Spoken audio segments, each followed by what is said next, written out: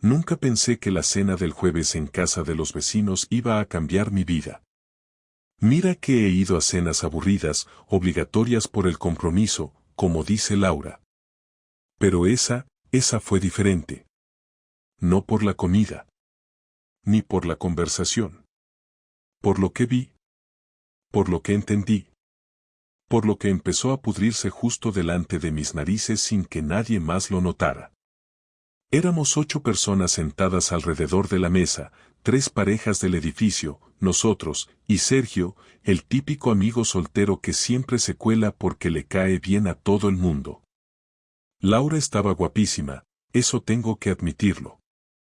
Vestido rojo, labios pintados, mirada brillante. No era raro, siempre ha sido de arreglarse cuando salimos, pero esa noche había algo distinto. Algo en cómo se reía. En cómo se movía. En cómo miraba a alguien que no era yo. Y ese alguien era Sergio. Primero lo noté cuando él hizo un chiste tonto sobre la última peli de Almodóvar, y ella se rió como si le hubiera contado la mejor historia del mundo. Luego, cuando se ofreció a servirle vino antes de que Laura dijera siquiera que quería más. Y después, cuando salieron juntos a la terraza a fumar, aunque ella llevaba meses diciendo que había dejado el tabaco. Yo me quedé en el salón con los demás, sonriendo por compromiso, pero con la cabeza en otra parte. Algo se estaba cocinando ahí fuera, y no era solo tabaco. No quería montar una escena, tampoco tenía pruebas de nada. Pero ya sabes cómo es esa sensación, ese hormigueo en la nuca cuando algo no encaja. No es celos, no es paranoia. Es puro instinto. Y el mío estaba gritando. Cuando volvieron, Laura estaba más relajada, y Sergio, joder, Sergio tenía esa media sonrisa que te dan ganas de partirle la cara a alguien. Hicieron como si nada. Ella se sentó a mi lado, me tocó el brazo, me dio un beso en la mejilla y me susurró al oído, ¿todo bien? Yo asentí. Pero por dentro, algo empezaba a hervir. Esa noche, en la cama, mientras ella dormía profundamente, yo me quedé mirando al techo, repasando cada momento de la cena. Cada cruce de miradas, cada gesto. No sabía qué iba a hacer todavía, pero algo estaba claro, necesitaba entender qué cojones estaba pasando. Y al día siguiente, sin decírselo a nadie, empecé a investigar. Al día siguiente, me desperté antes que ella. No era raro, suelo levantarme temprano para ir a trabajar, pero ese viernes no tenía nada urgente en la oficina, así que me tomé mi tiempo. Me quedé sentado en la cocina, con el café enfriándose frente a mí, repasando cada detalle de la noche anterior. No me gusta perder el tiempo con teorías sin sentido, pero había algo que no se me quitaba de la cabeza. Lo que vi entre Sergio y Laura no fue imaginación, ni tampoco celos estúpidos. Fue algo más directo, algo que solo se nota cuando llevas años con alguien y sabes perfectamente cuando está actuando como siempre, y cuando no. Laura apareció en bata, como si no hubiera pasado nada, y me dio los buenos días con voz suave, casi cantarina. Me preguntó si dormí bien, y le dije que sí, sin levantar la vista del periódico. Me ofreció hacer tostadas, dije que no, que ya había comido, lo cual era mentira. Me dijo que pensaba salir esa tarde con Clara, su compañera del trabajo, para mirar unas tiendas por el centro. Le respondí con un simple vale. No quería hablar más de la cuenta, porque cuando no sabes exactamente lo que estás buscando, lo mejor es mantener la boca cerrada y los ojos bien abiertos. Cuando se fue al baño, revisé la agenda que estaba sobre la mesa. Clara estaba tachada como cita del jueves. No del viernes. Lo anotó el miércoles por la noche, yo lo vi, porque era yo quien escribió al margen una nota para no olvidar que tenía que pasar por la gestoría ese mismo día. Clara no estaba en los planes del viernes. O no lo estaba originalmente. Puede parecer una tontería, pero para mí fue suficiente como para encender otra alarma. Decidí no ir a trabajar. No le dije a nadie. Apagué el portátil del curro, dejé el móvil del trabajo en modo avión y me vestí sin prisas.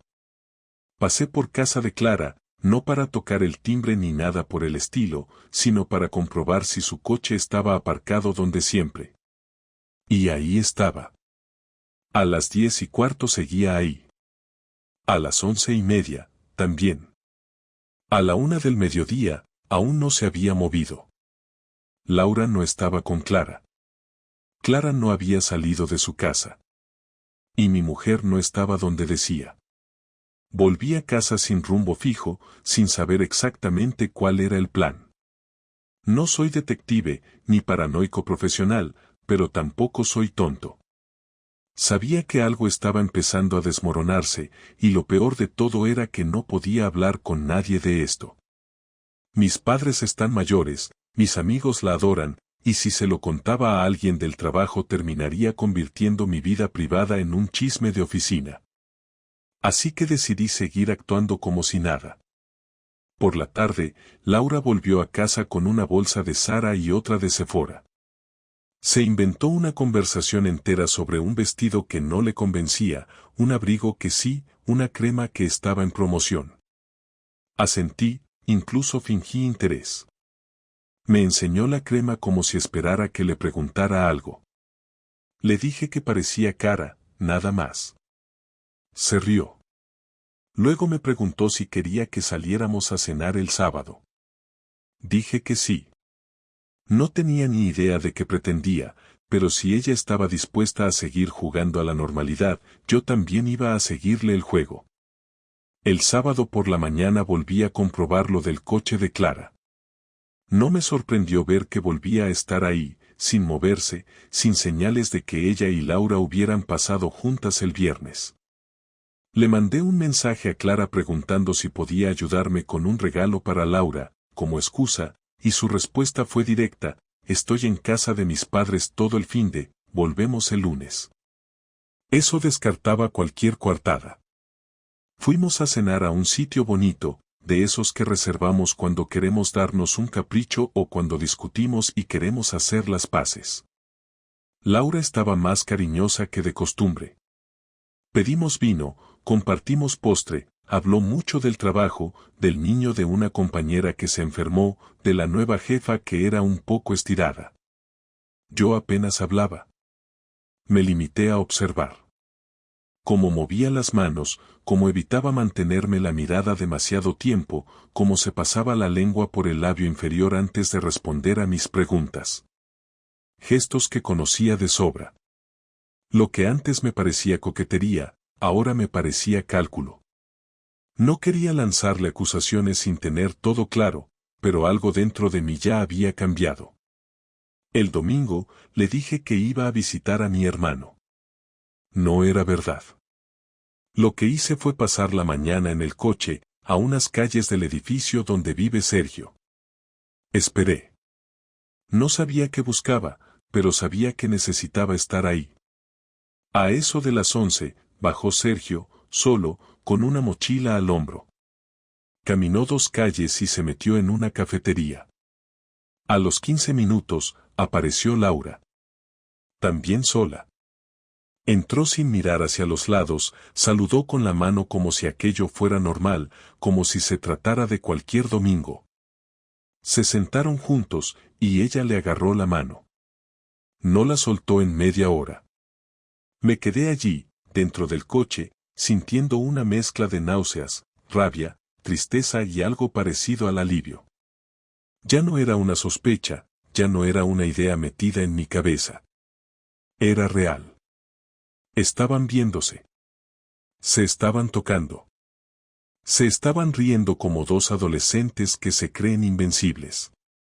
Y yo, como un imbécil, mirando todo desde el coche como si fuera parte de un maldito documental.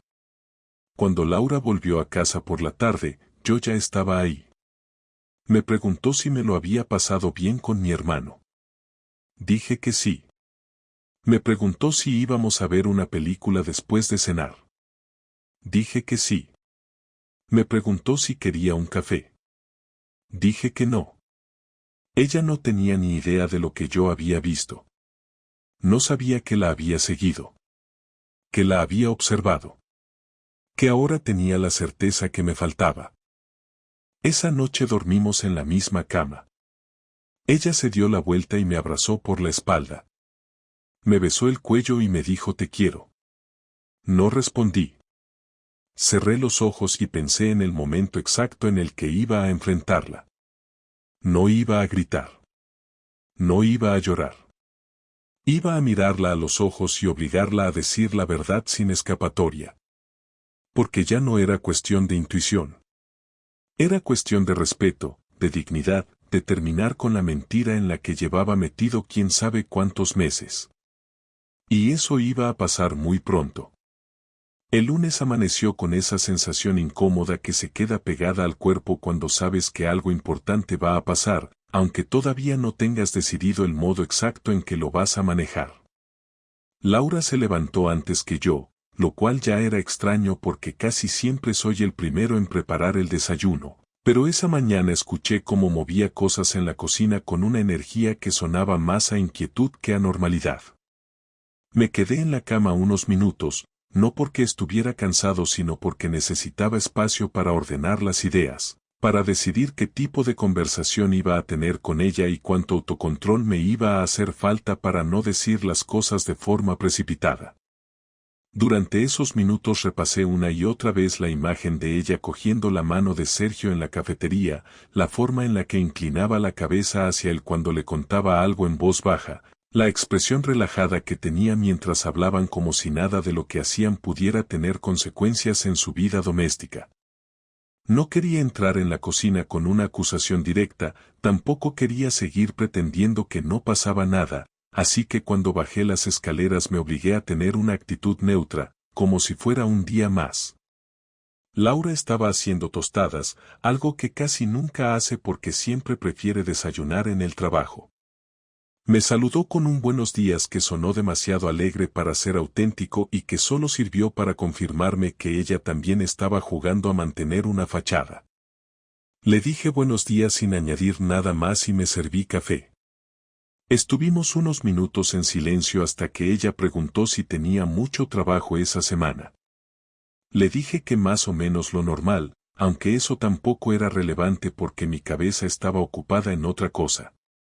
Me preguntó si quería que viéramos a su hermana el fin de semana, y ahí noté que estaba tratando de colocar temas cotidianos delante de cualquier conversación complicada. No le respondí enseguida, y cuando vio que tardaba en contestar, dejó la tostada en el plato y me miró con una incomodidad que nunca había visto en ella. Me preguntó directamente si estaba enfadado por algo, y ese fue el momento en el que comprendí que no podía seguir con evasivas. Le dije que necesitábamos hablar, pero no en la cocina, así que le pedí que subiéramos al salón porque no quería que la conversación se mezclara con rutinas ni con el sonido de la cafetera. Ella aceptó sin poner excusas, lo cual me sorprendió, porque esperaba una broma o un intento de disimulo. Subió delante de mí y se sentó en el sofá, cruzando las piernas con una postura demasiado estudiada para ser espontánea. Me senté frente a ella, apoyé los codos en las rodillas y respiré hondo. Le dije que tenía que preguntarle algo y que necesitaba que no me mintiera. Su cara se tensó de inmediato, como cuando alguien se prepara para un golpe que ya sabe que va a recibir. No dije nada más durante unos segundos porque quería observar su reacción inicial antes de pronunciar la primera frase. Le pregunté si realmente había estado con Clara el viernes. Laura tardó demasiado en contestar y su pausa fue suficiente para que yo entendiera que estaba a punto de inventar algo.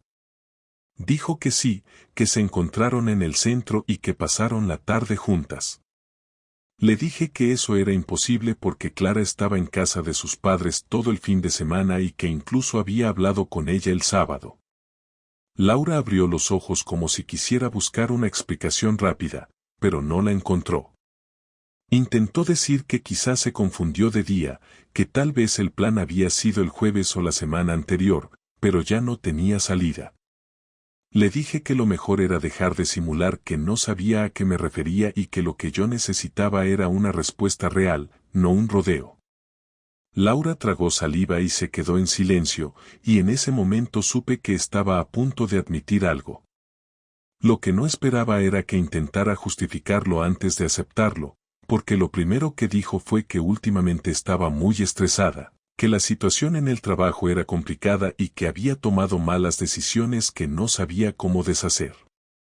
Ese tipo de explicaciones no me provocó compasión, sino una sensación de distancia aún mayor, porque cuando alguien empieza a hablar de estrés para justificar salidas secretas, es evidente que está intentando suavizar algo que no tiene arreglo. Le dije que no estaba preguntando por su estrés ni por su trabajo, sino por sus mentiras y por la relación que tenía con Sergio. Ella bajó la mirada, y durante unos segundos pensé que iba a reconocerlo sin más, pero en lugar de eso preguntó de qué relación hablaba exactamente. Esa pregunta fue como un empujón que me empujó directamente a la confrontación total. Le dije que la había visto con él el domingo en una cafetería, que la había visto cogerle la mano y que había visto cómo se miraban y cómo hablaban como si fueran pareja. No levantó la cabeza. No negó nada. Solo dijo que podía explicarlo. En ese instante se me escapó la calma que había intentado mantener desde que me desperté. Le dije que no quería explicaciones disfrazadas de excusas, que quería la verdad.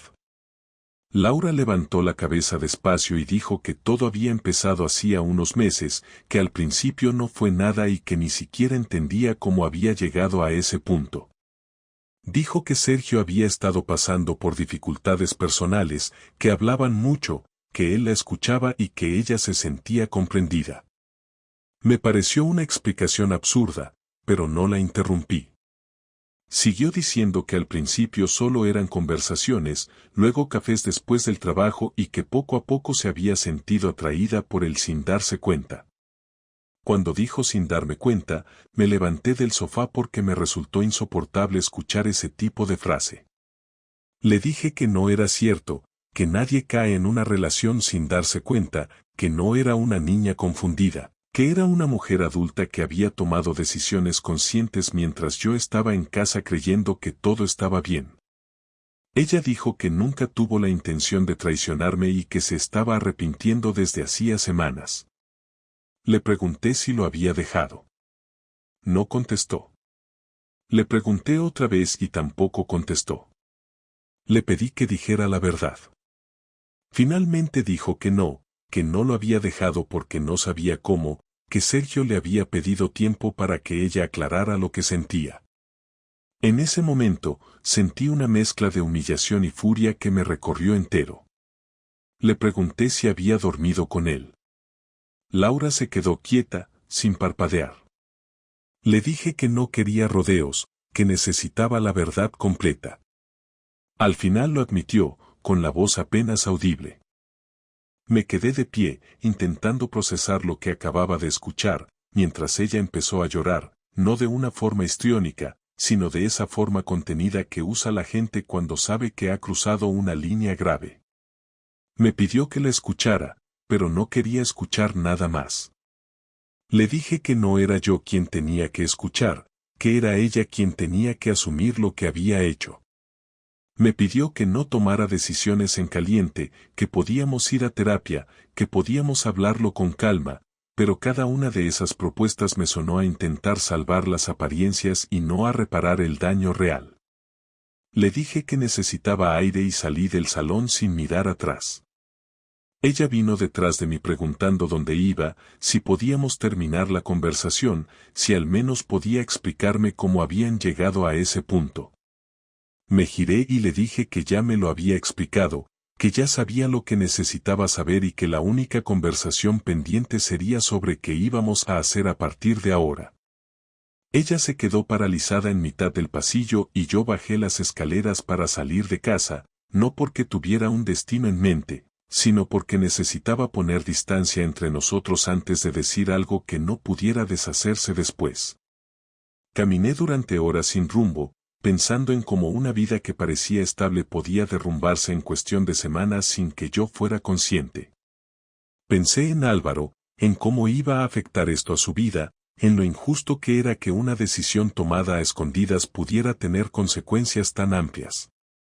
Y pensé también en lo que iba a hacer conmigo mismo, con mi dignidad y con las decisiones que me quedaban por delante. Sabía que la conversación final iba a ser dura, que iba a sacar lo peor de nosotros y que probablemente iba a cambiar el rumbo de todo, pero lo que ya tenía claro era que la etapa de tolerancia había terminado y que ahora venía la parte en la que uno decide cómo quiere vivir el resto de su vida.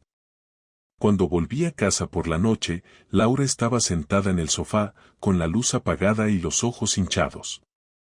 No dije nada. Ella tampoco. Fui a dormir a la habitación de invitados porque ya no tenía sentido compartir la misma cama. No cerré la puerta, pero tampoco la dejé completamente abierta. Y así terminó ese día, con la certeza de que solo habíamos dado el primer paso de una conversación que iba a cambiarlo todo. Lo que hice después de la confesión no fue improvisado ni loco, no era una venganza propia de película con bombas o golpes gratuitos, sino algo pensado con la cabeza fría aunque con el corazón en llamas, porque quería que mi respuesta fuera proporcional, que doliera donde debía doler y, sobre todo, que me devolviera algo básico que se me había arrebatado, control sobre mi vida y sobre la manera en que esa historia iba a contarse. Pasé la noche en vela, sin dormir del todo, repasando cada conversación que habíamos tenido en los últimos meses, cada gesto, cada ausencia, y con una claridad que me sorprendió decidí dos cosas en voz alta, frente a la habitación vacía. Primero, que no iba a permitir que mi hijo fuera usado como escudo ni que nuestra casa se convirtiera en un lugar incómodo para él por mis reacciones impulsivas, y segundo, que no iba a quedarme callado donde la mentira prospera en silencio. A la mañana siguiente llamé a un abogado, pero no para iniciar una guerra, sino para informarme y blindarme. No pregunté cómo destruirla ni cómo hacerle daño físicamente, pregunté qué herramientas legales tenía para proteger mis cuentas, para asegurar que si ella había cruzado la línea y yo debía tomar decisiones duras, lo haría con la menor cantidad de errores posible. Mientras gestionaba eso por teléfono, desmonté mentalmente lo que iba a ser mi respuesta pública. No quería escupir su nombre a cualquiera sin control, no quería gritar su infidelidad en la puerta del colegio, ni convertirlo en un montaje barato. Lo que quería era que la verdad dejara de ser un secreto íntimo y pasara a ser un asunto en el que las consecuencias fueran evidentes para quienes tenían responsabilidad, como la gente con la que ella trabajaba y con la que compartía responsabilidades. En la vida cotidiana. Reunir pruebas no fue un trabajo oscuro ni técnico, fue recoger lo que ya existía, ordenar lo que yo sabía, poner palabras a acciones y preparar la forma en que lo transmitiría a quienes podían, de alguna manera, frenar la espiral de mentiras. Con frialdad clínica imprimí correos y conversaciones que ella dejó a la vista en momentos tontos, anoté fechas exactas de salidas que no cuadraban y el nombre de testigos que, sin saberlo, habían confirmado comportamientos. No inventé, no alteré nada, simplemente reuní elementos que ya formaban parte de la vida cotidiana y que, puestos en orden, contaban una historia coherente. Después de hablar con el abogado, decidí que lo que haría no sería una venganza privada sino una clarificación pública limitada. Llamé a su jefe y pedí una reunión sin demasiados detalles, fui directo y calmado, y dije que tenía que hablar de algo que podía afectar su rendimiento y la ética de la empresa, que prefería explicarlo en persona antes que en correos. No entré en insultos ni en escenas, expuse hechos y fechas y les dejé decidir qué medidas tomar, porque no buscaba castigo gratuito sino que se aplicaran las normas que regulan cualquier relación profesional cuando hay una conducta que podría comprometer proyectos o reputaciones. Paralelamente, hablé con su familia, con la firme intención de que ella no fuese la única persona en su círculo que conociera la magnitud del problema, pero lo hice con prudencia y sin asaltar a nadie. Llamé a su hermana, a sus padres, y les dije que había cosas que necesitaban saber para comprender comportamientos recientes y para proteger a Álvaro si la situación iba a complicarse. Cada llamada fue una decisión fría y dolorosa al mismo tiempo, porque sabía que en esas voces que escuchaba al otro lado del hilo podía arder la verdad y que, probablemente, Yo iba a pasar por el papel del villano en algún momento, pero prefería eso antes que seguir siendo la moneda de cambio de una mentira oculta. No todo fue estrategia y papeles, y en la ejecución de lo que planeé hubo un componente casi ritual con sabor a despedida, como si al exponer la verdad cerrara una etapa con un acto definitivo que no necesitara aplausos. Algunas mañanas dejé documentos en lugares donde sabía que ella los vería, no eran amenazas, eran pruebas ordenadas sobre la mesa que ella usaba para maquillar. Y no lo hice para humillarla en público sino para romper la burbuja de impunidad en la que se había refugiado, para que supiera que ya no podía ocultarlo entre la rutina. Hubo una tarde en la que organicé una conversación con sus compañeros en la que no me presenté como el marido despechado sino como alguien que pedía claridad para proteger a su familia y evitar que decisiones personales entorpecieran proyectos colectivos. Expliqué lo que tenía con datos, sin dramatismo, y dejé que fueran ellos quienes, con sus reglas y sus comités, actuaran. Fue doloroso ver su cara al enterarse por fuentes que yo había contactado, fue duro observar cómo algunos amigos se apartaban sin mérito ni razón, pero también fue liberador comprobar que la verdad, al aparecer, obliga a cada uno a posicionarse y a asumir responsabilidades. En paralelo, hice cambios prácticos en mi vida. Abrí una cuenta nueva en la que transfirió solo el dinero necesario para los gastos del niño, ajusté seguros, dejé listo un plan de custodia temporal por si las cosas llegaban a mayores y puse en orden documentos de la casa, porque no quería que una situación así me arrastrara por la precipitación. La respuesta de Laura fue un catálogo de emociones desordenadas que incluyó lágrimas, reproches, súplicas y también momentos de ira dirigida hacia mí por no haber sabido ver antes su malestar, como si la responsabilidad fuera mía por no leer signos que ella nunca se tomó el trabajo de transmitir de forma honesta.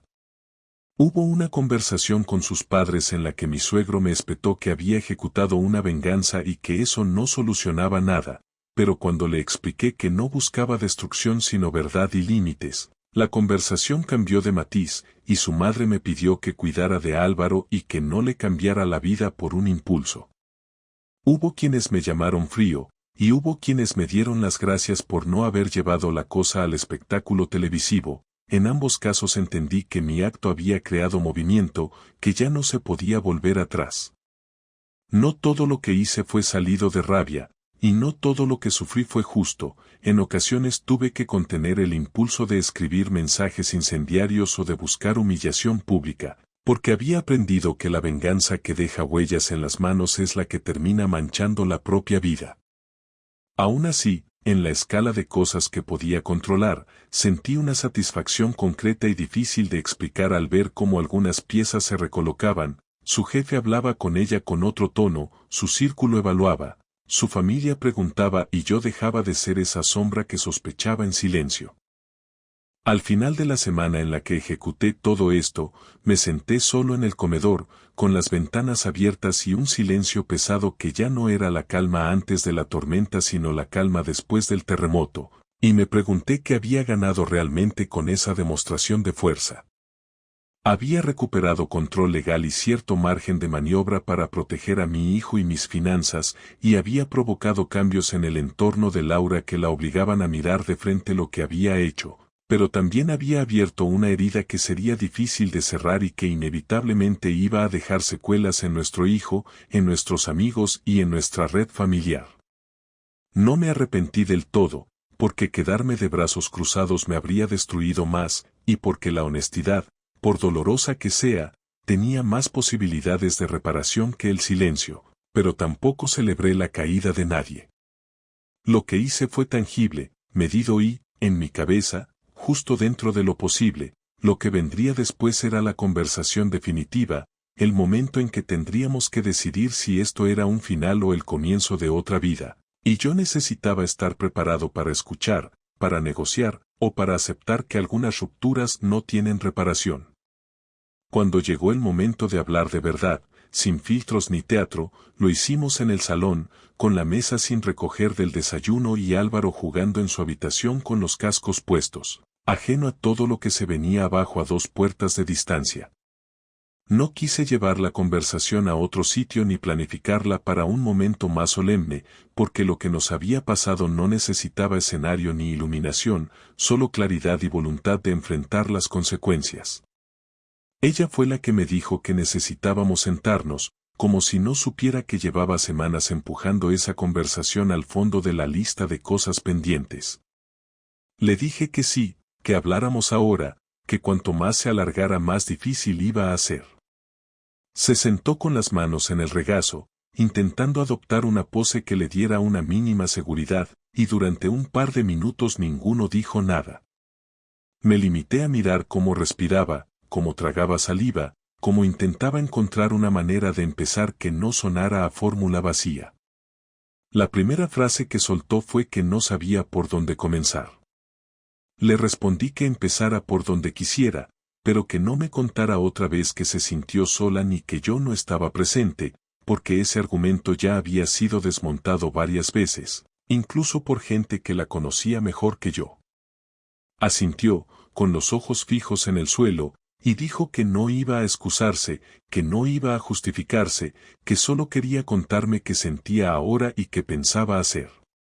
Dijo que había sido una cobarde, que había estirado una situación sabiendo que se iba a romper, que había usado a Sergio como válvula de escape cuando lo que necesitaba era confrontar nuestros problemas de pareja, que no había tenido el valor de decirme que estaba desconectada y que prefería esconderse detrás de una aventura emocional en lugar de enfrentar una conversación incómoda. Yo no dije nada. La dejé hablar porque necesitaba vaciarse, porque quería ver hasta dónde llegaba su capacidad de reconocer lo que había hecho sin convertirlo en una colección de excusas. Luego vino lo inevitable, el momento en el que preguntó si yo estaba dispuesto a intentar arreglar las cosas, si aún quedaba algo que valiera la pena rescatar. Me miró como quien se agarra a la posibilidad de que la casa no se derrumbe del todo, pero ya era tarde para parches. Le dije que había algo que todavía me importaba, y ese algo era nuestro hijo, y que por respeto a él iba a ser educado, justo y razonable en cada decisión que tomáramos, pero que la relación entre nosotros como pareja había llegado a un punto que ya no se podía deshacer. Me pidió que no tomara decisiones precipitadas, y le respondí que ninguna de mis decisiones había sido precipitada, que llevaba semanas procesando, observando, callando y actuando con más serenidad de la que ella misma había demostrado. Me preguntó si quería el divorcio, así de directo, como si necesitara la palabra exacta para medir el nivel de destrucción. Le dije que sí, que ya estaba hablado con el abogado, que era lo mejor para todos, que no iba a hacer un espectáculo ni a pelear por cosas que no importaban, pero que necesitaba empezar de cero, sin ella, porque no podía convivir con la desconfianza como base diaria de mi vida. Se quedó callada. No lloró, no gritó, solo bajó la cabeza y dijo que lo entendía. Después de unos segundos, añadió que le dolía, que no lo había imaginado así, que pensó que quizás podríamos reconstruir, aunque fuera con ayuda. Le respondí que la reconstrucción no se hace sobre ruinas que uno ha provocado con las propias manos, que la confianza no es un recurso infinito y que, aunque no le deseara ningún mal, no podía seguir compartiendo un proyecto de vida con alguien que había elegido traicionar ese mismo proyecto. Me preguntó si pensaba contárselo a Álvaro ahora o más adelante. Le dije que no iba a decirle nada todavía, que quería esperar a que tuviéramos las cosas legales claras, que no iba a meterlo en el medio de algo que no había elegido. Ella estuvo de acuerdo, aunque insinuó que quizás podíamos inventar una separación temporal para suavizar el golpe. Le respondí que no iba a construir otra mentira para tapar la anterior, que íbamos a hablar con él con sinceridad, adaptando las palabras a su edad, pero sin disfrazar la realidad. Después de esa conversación, todo cambió en la dinámica diaria. Empezamos a dormir en habitaciones separadas, nos turnábamos con los horarios para no coincidir tanto y las comidas se volvieron silenciosas, prácticas, sin espacio para el afecto. No hubo discusiones, pero tampoco hubo ningún esfuerzo por acercarnos de nuevo. Ella hizo algunos intentos por mantenerse presente con Álvaro, por mostrarse activa en las rutinas, y yo se lo permití, porque no quería que él sufriera un corte abrupto en su relación con su madre. Pero entre nosotros dos todo estaba sellado. Las miradas ya no buscaban complicidad, solo coordinación. Los gestos ya no eran espontáneos, sino logísticos. Y cuando nos encontrábamos solos en la cocina, no había nada que decir. Una tarde, ella me preguntó si iba a iniciar una nueva relación pronto. Le dije que no tenía la cabeza en eso, que lo único que quería era estabilizar mi vida y ayudar a Álvaro a adaptarse a lo que venía. Me preguntó si seguía sintiendo algo por ella. Le respondí con la verdad, que ya no, que lo que sentía era una especie de duelo por todo lo que habíamos construido y que ella había decidido dinamitar, que no le deseaba mal, pero que tampoco tenía lugar para ella en mi vida futura. No fue cruel, fue honesto. Ella lo aceptó, o al menos no lo discutió. Un par de días después, ella me dijo que tenía una opción para mudarse a casa de su hermana durante un tiempo mientras resolvíamos los papeles. Le dije que me parecía bien, que podía quedarse unos días más si lo necesitaba, pero que me parecía saludable que empezáramos a tener espacios separados. Acordamos que hablaríamos con Álvaro ese fin de semana. Cuando llegó el sábado por la mañana, los dos nos sentamos con él y le explicamos que íbamos a vivir en casas distintas durante un tiempo, que eso no tenía nada que ver con él y que ambos íbamos a seguir estando presentes. Usamos palabras simples pero claras. Él no lloró, solo preguntó si íbamos a seguir yendo juntos al parque algunos domingos. Le dijimos que sí, y fue lo único que lo hizo sonreír. Después de esa conversación, ella empezó a preparar sus cosas con una lentitud extraña, como si aún no creyera que esto iba en serio. Yo no dije nada.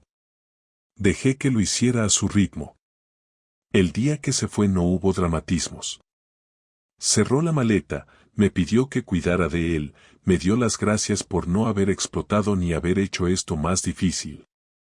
Le dije que esperaba que encontrara lo que buscaba y que no repitiera los mismos errores. Me miró con una mezcla de vergüenza y resignación, y sin más palabras salió por la puerta. Esa noche, cuando Álvaro se durmió, me senté solo en el salón, sin ruido, sin movimientos, y sentí una calma extraña, no por haber ganado algo, sino porque al fin sabía en qué terreno estaba parado. No era el final feliz de una historia, pero era un cierre necesario, y a veces eso es lo único que uno necesita para seguir adelante. Una semana después de que Laura se marchara, la casa seguía oliendo igual, pero el ambiente era distinto, como si el silencio hubiera tomado una forma nueva, menos tensa, más soportable, más parecida a lo que uno necesita para ordenar la cabeza después de un desastre. Álvaro se adaptó más rápido de lo que yo esperaba, no hizo demasiadas preguntas, no mostró grandes cambios de humor, simplemente pareció aceptar que ahora las cosas eran así, y aunque eso me aliviaba, también me dolía saber que mi hijo había tenido que aprender a procesar pérdidas tan pronto.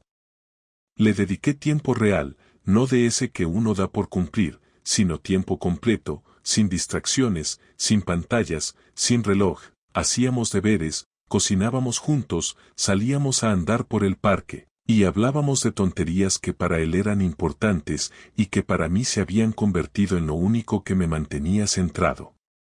No quise llenar el vacío con distracciones ni con personas nuevas, porque no estaba en condiciones de construir nada con nadie y porque tenía claro que parte de la responsabilidad de lo que vino después del engaño era mía también, no por haber sido infiel, sino por haber ignorado señales, por haber cedido terreno durante años sin reforzar los vínculos y sin preguntar lo suficiente.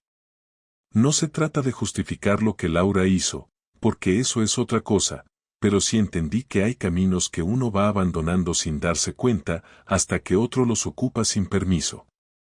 Durante ese mes, hice el ejercicio de revisar mi relación desde el inicio, sin romantizarla, sin suavizar los conflictos, sin esconder los desacuerdos. Me di cuenta de que, en los últimos años, habíamos vivido más como compañeros logísticos que como pareja, que habíamos hablado más de listas de la compra que de deseos reales, y que si bien ella tomó una decisión que rompió todo, Yo llevaba tiempo resignado a una rutina sin entusiasmo, sin preguntarme siquiera si eso era lo que quería para el resto de mi vida. Habíamos dejado de mirarnos con interés, de preguntarnos por el día con intención verdadera, de tocarnos sin motivo. Y lo peor es que cuando esas cosas desaparecen, uno tarda en darse cuenta porque las sustituye con obligaciones, con el trabajo, con las tareas, con el niño, hasta que un día te das cuenta de que lo único que compartes con tu pareja es la dirección postal. Esa reflexión no cambió mi decisión de separarme, pero me sirvió para entender que lo que pasó no fue solo producto de una aventura, sino de una fractura profunda que ninguno de los dos se atrevió a mirar a tiempo. Laura y yo mantuvimos el contacto solo por temas relacionados con Álvaro.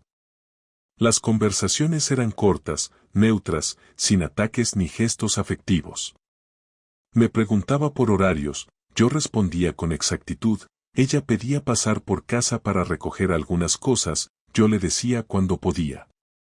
Todo limpio, casi administrativo. No volví a preguntarle por Sergio ni por si seguía viéndolo, porque ya no me importaba. No en el sentido de que me diera igual lo que hiciera, sino porque entendí que ya no formaba parte de mi vida como pareja, que su mundo era otro y que mi energía tenía que estar enfocada en cerrar bien esta etapa, no en seguir midiendo daños o coleccionando reproches. Durante uno de los intercambios, me dijo que había empezado a ver a una terapeuta. No le respondí nada. Me alegraba por ella, pero no me nacía fingir interés.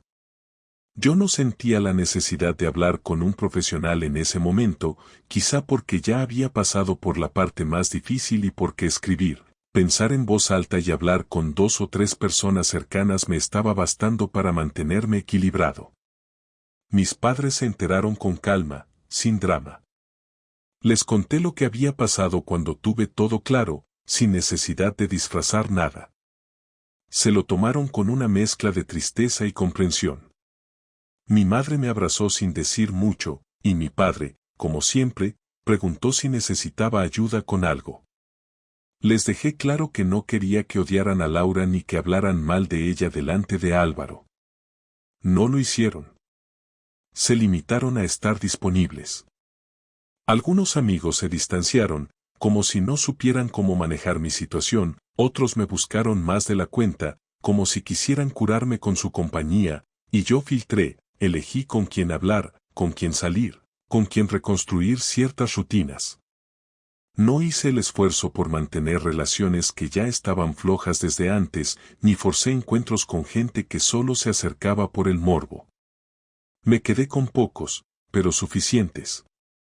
Empecé a correr por las mañanas, a hacer planes simples los fines de semana, a leer libros pendientes desde hace años, a cocinar cosas nuevas que antes nunca probaba porque a Laura no le gustaban, y sin que fuera un plan consciente, fui recuperando el control sobre pequeñas cosas que antes se decidían entre dos y ahora solo dependían de mí. A veces pensaba en cómo iba a ser la vida cuando Laura tuviera otra pareja estable, cuando Sergio se convirtiera en parte habitual del mundo de mi hijo, y aunque al principio me costaba imaginarlo sin rabia, con el tiempo fui entendiendo que si yo lograba estar en paz conmigo mismo, con mis decisiones, y si Álvaro crecía en un entorno sano, el resto era secundario. No tenía que competir, no tenía que demostrar nada, solo mantenerme firme en los valores que siempre tuve y en el compromiso con mi hijo. No volví a ver a Laura fuera de los encuentros necesarios. Ella no pidió volver, no insistió, no buscó conversaciones tardías, lo cual, dentro de todo, agradecí. No quería recaídas, ni perdones a medias, ni nostalgias selectivas. Cuando llegó la fecha de firmar los papeles del divorcio, fuimos juntos, en silencio, sin miradas largas. Firmamos todo en 30 minutos. Nos dimos la mano. Me deseó suerte. Le respondí que ella también la necesitaba. Salimos del despacho por puertas separadas. No hubo nada especial, y eso fue perfecto. Volví a casa ese día y me encontré con Álvaro dibujando un dinosaurio gigante en una hoja reciclada. Me preguntó si ahora que ya habíamos firmado todo íbamos a ir a la playa en verano. Le dije que sí, que lo íbamos a planear juntos, que podíamos invitar a sus primos si quería, y me abrazó. En ese momento, supe que la vida seguía, no como un camino nuevo ni como una revancha, sino como lo que realmente es, una serie de decisiones que uno toma para que las cosas no se sigan rompiendo. Hoy no guardo rencor. Tampoco siento pena. Solo tengo claridad. Aprendí que las relaciones se alimentan todos los días, no con grandes gestos ni frases bonitas, sino con atención real, con voluntad de estar, con conversaciones incómodas que es mejor tener antes que lamentar.